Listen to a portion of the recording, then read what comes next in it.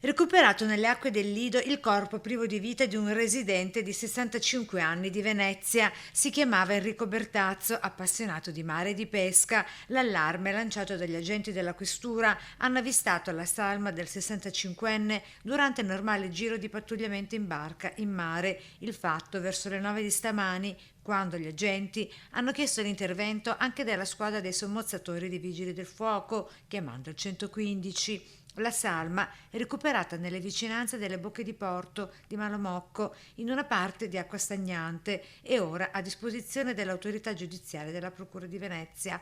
Si indaga a tutto tondo per capire quali le cause della morte del 65enne veneziano, ovvero se abbia perso la vita per una caduta accidentale o cos'altro. Si presume infatti che l'ultima volta, prima di far perdere le proprie tracce, fosse uscito da casa proprio per andare a pescare. Sul suo corpo, tuttavia, non ci sarebbero segni di violenza. Ora si attende l'esito dell'autopsia.